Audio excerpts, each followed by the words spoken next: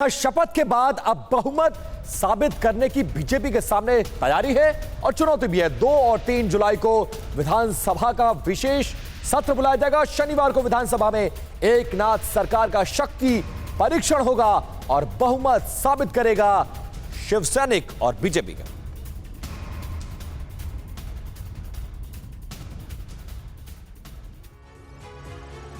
तो महाराष्ट्र विधानसभा की तस्वीर अब बदली हुई नजर आएगी। हम आपको समझाते हैं, ये बताते हैं कि अब महाराष्ट्र विधानसभा की तस्वीर आखिर कैसे होगी। ग्राफिक्स के जरिए आपको समझाएंगे, क्लियर हो जाएगा सब कुछ।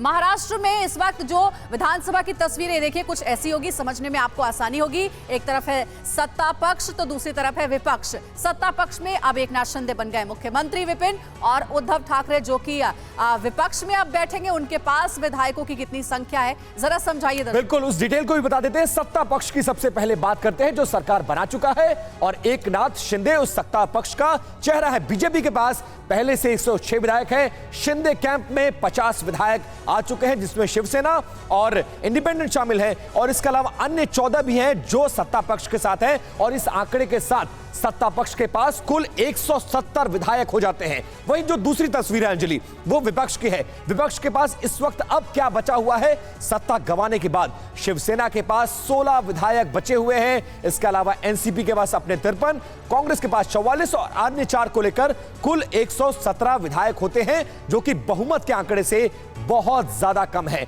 महाराष्ट्र विधानसभा में कुल 288 सीटें हैं, बहुमत के लिए 144 चाहिए, और विपक्ष इस बहुमत से बहुत पीछे रहा, इसीलिए उसको सत्ता से हाथ धोना पड़ा। और इस वक्त बीजेपी और शिवसेना का बागी खेमा इस वक्त सत्ता में आ चुका है और सरकार बनाने में कामयाबी हासिल की है। और इस वक्त हमारे संवाददाता आशीष सिंह मुंबई से जुड़ गए हैं।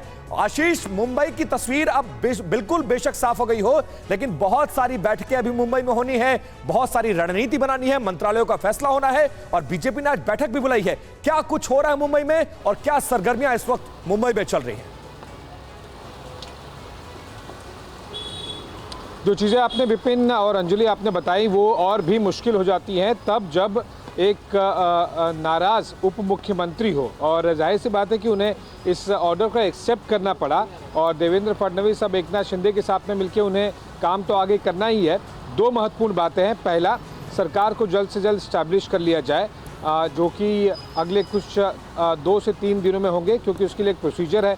स्पीकर का सिलेक्शन होना है, उसके बाद में फ्लोर टेस्ट को कल उन्हें फेस करना है, और एमएलएज जो शिवसेना के बागी विधायक हैं उन्हें गोवा से मुंबई लाना है, और बहुत सारी प्रोसीजर्स हैं जो कि संवैधानिक प्रोसीजर है, जिसमें लगभग 48 घंटे लगेंगे उन्हें पूरा करने में। और उसके बाद में सरकारी डिसीजंस जो नई सरकार बनी है उनको सारे लेने होंगे। उसमें भी कई कंट्रोवर्शियल जो कि डिसीजंस रहे हैं, जो कि काफ़ी तीखी नोक बनी हुई है। बिल्कुल, शिवसेना और एनसीपी और कांग्रेस, वहीं दूसरी तरफ बीजेपी की, जैसे कि बिल्कुल आशीष बिल्कुल बने रहे आप हमारे साथ। कई फैसलों को पलटा जा रहा है। उद्धव ठाकरे की सरकार ने जो फैसले लिए उनको पलट रही है एकनाथ शिंदे सरकार, ये खबरें भी सामने आ रही हैं।